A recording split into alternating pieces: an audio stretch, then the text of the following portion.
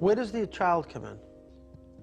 My son? Crossed over? Yes. He says to me, this was my death time. And he shows me the number 29 The 29th? of December.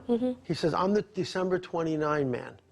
Would that be your brother? Would that be your son? He goes, Mom, I'm the December 29th man. My son, Nicky, died at 18 of Ewing sarcoma, a rare cancer that affects children and teens. I have written an amazing book called Unconditional Love.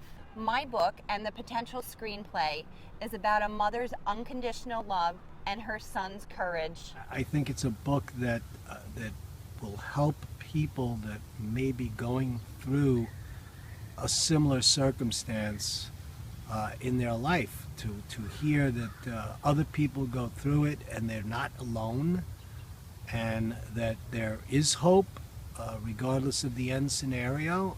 It's important, and I think it'll speak volumes to people, especially coming from your perspective of the unconditional love.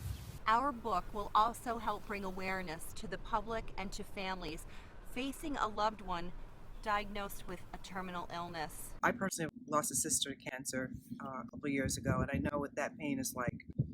And just to lose a child, I could never imagine. It is the story that both changed my life and I know will help countless people. It is about being fully alive in the face of death.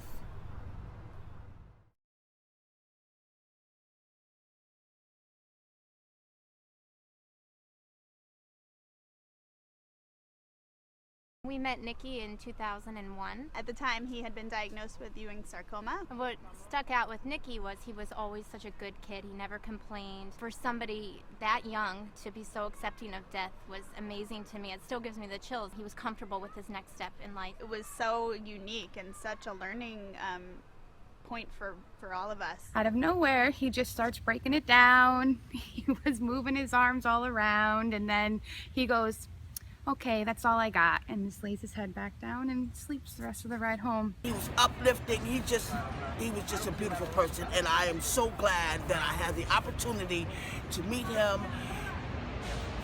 at his lowest time, because he gave me so much inspiration for that, and I love him for that. His friends were overwhelming. He was like the king. I say to myself, wow, what a good kid. Nicky lit the world around him with his joy and compassion till the day he left this earth, and his battle with cancer redefined what I knew love could be. When I met him, he was diagnosed with cancer and knew that his time was limited. But Nicky never acted that way. My favorite memory about Nicky is when Michelle decided to throw a 18th surprise birthday party for him. 18 years, don't they go by in a blink? I have no regrets, and I want you to feel the same. Our bond is unconditional. As I gave you life, I want you to live your life to the fullest every minute of the day. Now he makes the first putt. Spell your name.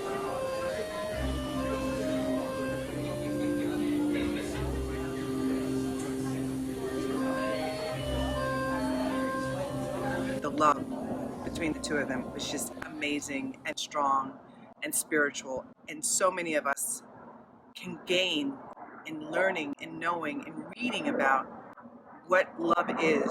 It's an inspiring story about a selfless love that exists in all of us.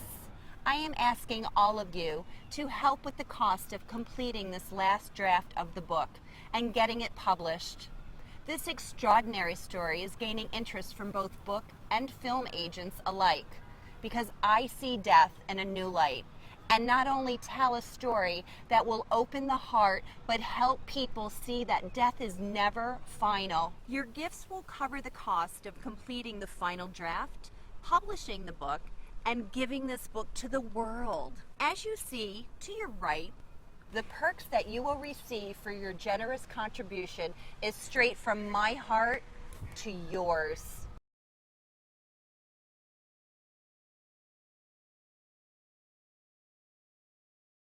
From receiving copies of my book to an end of campaign dinner, I want to thank you for pressing the button and donating to this book's success. Together, we can make my book reach the people who need to read it. Team Nikki thanks you so much for your support. Thank you, everyone.